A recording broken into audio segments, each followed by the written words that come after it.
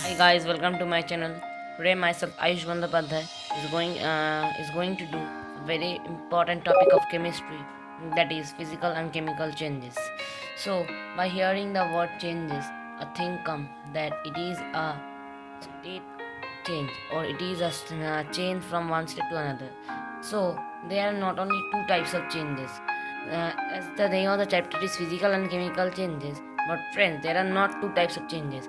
There are many types of changes. So the following changes are in front of you, and they are desirable, undesirable, reversible, and irreversible. So the fourth desirable, undesirable, reversible, irreversible, and last two are physical and chemical. So friends, um, if you want, you can take a screenshot of this. The changes are desirable, undesirable, reversible, irreversible, physical, and chemical changes. So now the question comes: what is desirable change? So, desirable, by hearing the word desirable, it comes useful. Desirable meaning is useful, or that is that helps gives us facility.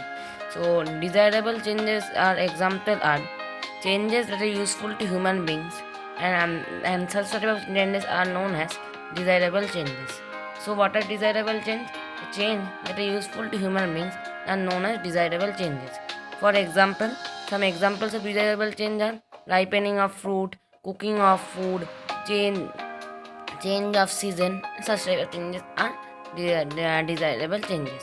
Okay. For example, let me explain you one example. Ripening of fruit. So the first example is ripening of fruit.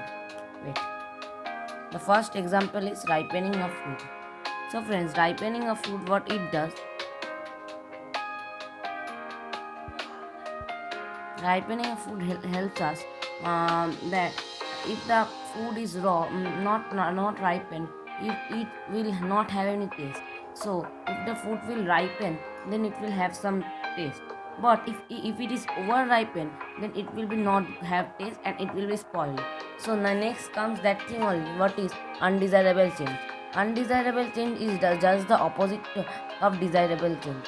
So in desirable change, we learnt about the changes that are useful to human beings and gives human beings or any animals facilities.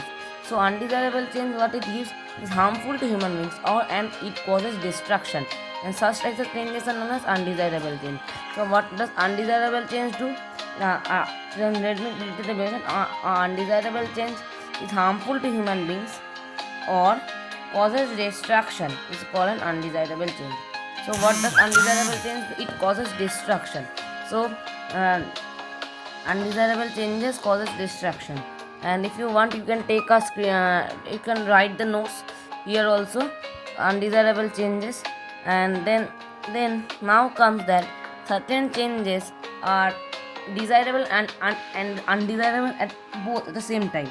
So in one part it is desirable, but in the other part it is undesirable. So for example, the first that comes in the is burning of fuel. So burning of fuel is a desirable change. Okay. So burning of fuel, what it does, it is desirable. Why it is desirable? Why it is useful? Because it is used for heating, cooking, and also for running vehicles. But undesirable as it causes pollution. So friends, it is also undesirable as it causes pollution. Okay. So rain is desirable, but excessive rain causes flood. So here, it is also telling that rain is a desirable change, but excessive rain causes flood. So friends, here it is also saying this. Okay. The third point is these are two main changes that are desirable and undesirable both at the same time. So let me rain is desirable and undesirable, and burning of oil field. You must write these two, as it I think it is going to come in your examination. Now friends, there are more 2 points, that is of the example, the changes that are desirable and undesirable at both at the same time. First is formation of card, change from milk to card. Okay, so that is desirable when curd is formed, it is tasty and it changes milk into curd. But milk sometimes turns sour on hot day. So I think your mothers have sometimes told you that the milk is not tasty on or during mainly in summer seasons, as because the milk becomes red in color and it becomes sour and it is not good for our health also. So it is undesirable at that point. So these two are very confusing, but you have to learn it. Okay, and then the second it comes at what is ripening. So I think it is not clear to you. Let me write this in clear.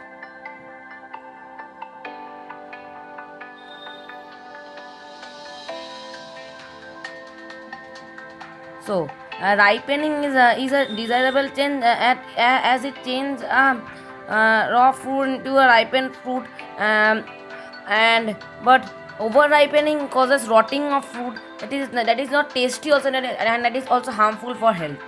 So now comes some important points of changes. Okay, so friends, these are all the important points of changes. So first point is in front of you. That is, change is a permanent feature in nature. So change is a permanent feature in nature, and in our everyday life. So change is also permanent and in everyday life. Okay, when changes take place, the substance may change their shape, color, size, state, etc. So when changes takes place, there is change in the shape, size, color of the substance. So let me explain you these 2 points at first in a very descriptive way.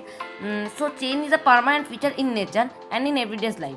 Yeah, this point is a dependent point. That change can not only be can also be temporary.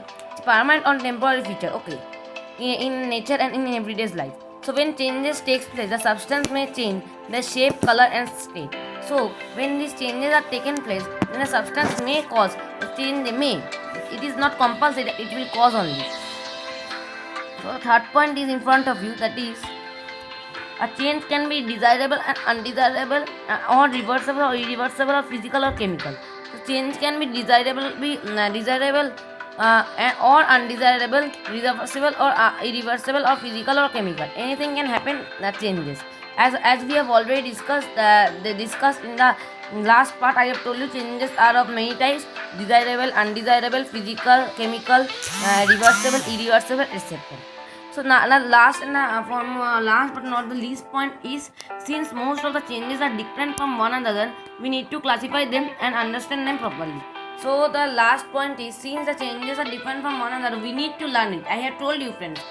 Without learning this chapter carefully, you will not be able to attend any question. Yeah, it is a very confusing chapter about changes. The main question will come about changes. So you learn the changes and definition of the changes very carefully, and learn and all, and also read and write all examples properly. So the it comes the difference between physical and desirable and undesirable changes. So changes that are useful to human beings are said to be desirable change. So the changes that are helpful or not harmful to human beings are said to be desirable change.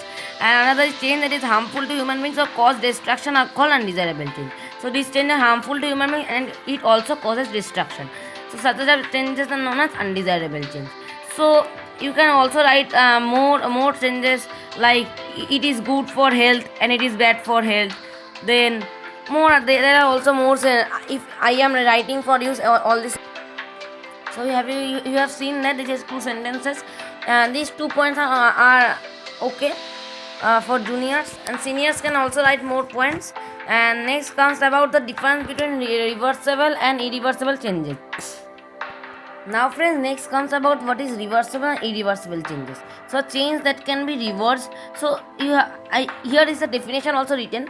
The change that can be reversed or returned to its original form or reversing its condition also is not a reversible change. So change that can be changed to its original.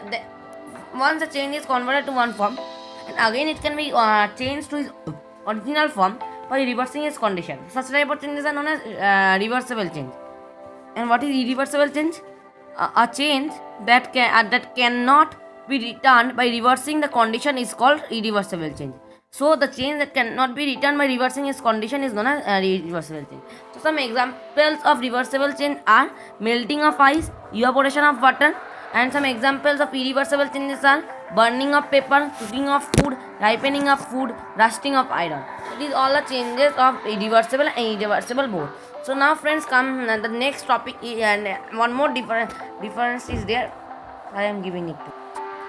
Now friend, next comes the chart-wise difference of physical and chemical changes. So here it is also written the difference of physical and chemical changes. So change that is that forms no new substance are called physical changes. So physical change is it is same as reversible change. Okay friends.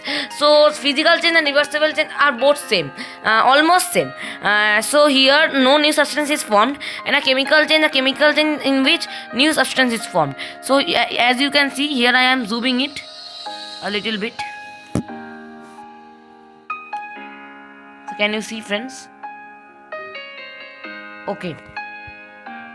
Now next comes the next point. So let me first property was formation of new substance in physical and chemical change. So next property or nature of substance. How that is the nature of the substance. The change is temporary and cannot be reversed by simple physical method. So here in chemical then the change is temporary and cannot be reversed.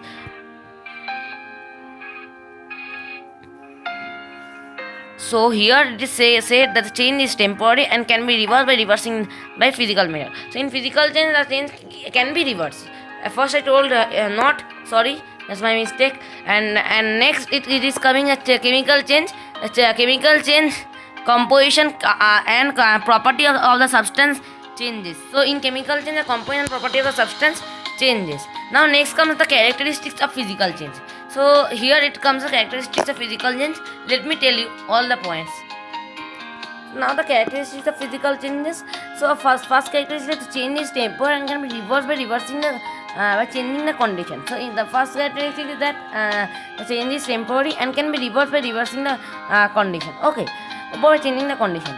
So no new substance is formed in chemical physical change. I hope you know this point. I have discussed it in the last part only. And so there is no change in the mass of the substance undergoing a physical change, as no new substance is formed and no change in mass also. Okay, a chemical composition of the original substance is not altered. This point is related to the third point is related to the second point. So these two are most related point. If you want, you can write these 2 points in a single point only. So the third point, the fourth point, or second last point is in front of you, and that is there may or may not be change in physical properties such as the shape, size, color of the substance. There may be change or may not be change. Okay, this can or cannot be. It is not saying obviously there will be change, or obviously there will not be any change. No significant change is involved. So here no significant change is involved. It will only happen. So some examples are melting of wax, tearing of paper, stretching of rubber band, sublimation of water. If you try not to write this point, as it involves both physical and chemical changes, that I will discuss why it involves both physical and chemical changes in the next video. So today till this part only. Next day we will discuss about more part, that characteristics of chemical changes and some examples and definition examples on all these things. So if you like my video, then please like it and subscribe to my channel. Subscribe to my channel so that you can get the latest updates that I will make, and please do click the like button, and so that I can complete the 10,000 likes and 10,000 subscribers. And don't forget to subscribe to my channel, and without your help I can't be able to complete my goal. And if you want the next video on this chapter, please do comment me. Waiting for your comment, and I will share some questions for you in the description box. Please do get it. Thank you friends, and thanks for watching.